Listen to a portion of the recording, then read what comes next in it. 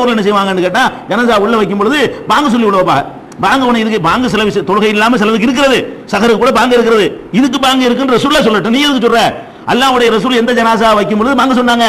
ஒரு ஜனாசாவுக்கு பாங்க சொல்லல. அப்ப ஜனாசாவுடைய கபர்ல வைக்கும்போது சில ஊர்கள்ல பாங்க சொல்றத பாக்குறோம். இதை விட பெரிய தமாஷ் என்னன்னு கேட்டா, மோதினார் தலைமையில உட்கார்ந்துருவாரு.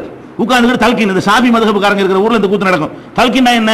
அது அரபியில சொல்வார், உங்களுக்கு விளங்க மாட்டேங்குது. அதுக்கு அர்த்தம் என்ன தெரியுமா?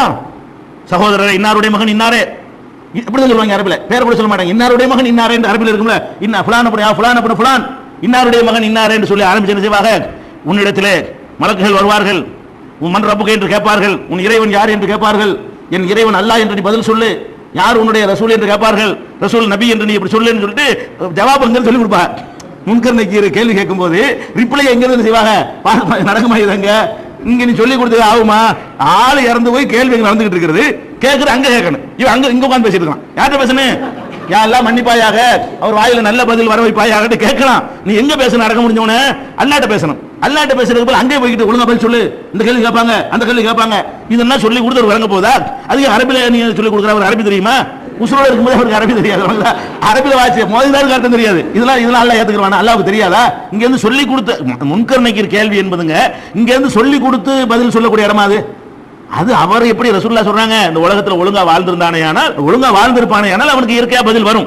ஒழுங்கா வாழல என்று சொன்னா ஹாஹாலா தெரியுமா தெரியலையேன்றுவான். நீ சொல்லி கொடுத்தாலும் தெரியலன்னு சொல்ல போறான். அப்ப எதுக்கு நீங்க எது சொல்லி கொடுக்குறீங்க? இந்த தல்கீன் ஓதுறது அது ஒரு மேட்டர் தப்பு இருக்கிறது.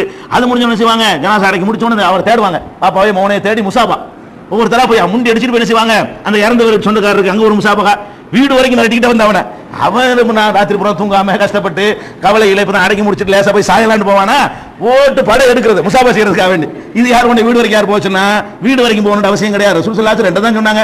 ஒன்னு தொழுகிற வரைக்கும் கலந்துட்டு திரும்பி போ, ஒரு கிராத்து கிடைக்கும். இல்லன்னா அடக்கம் செய்யற வரைக்கும் இருந்துட்டு போயிட்டே இரு, 2 கிராத்து கிடைக்கும்னாங்க. 3வது கிராத்து வீடு வரைக்கும் போன்னு சொன்னாங்களா? அவங்களுக்கு டிஸ்டர்பா இருக்குமா இல்லையா? இதெல்லாம் தேவையே இல்லை. வந்தமா அடக்கம் பண்ணமா மார்க்க இருப்பில் செஞ்ச வேலை செஞ்சமா போயிட்டு இருக்க வேண்டியதான். அங்க போயிட்டு முசாபா செய்ய போறது, கட்டி அணைக்கிறது, மானக பண்றது, இதெல்லாம் வந்து மார்க்கத்துல அல்லாஹ் ரசூல் நமக்கு சொல்லி தராத விஷயங்கள். இதுகளை தவிர்த்து கொள்ள வேண்டும்.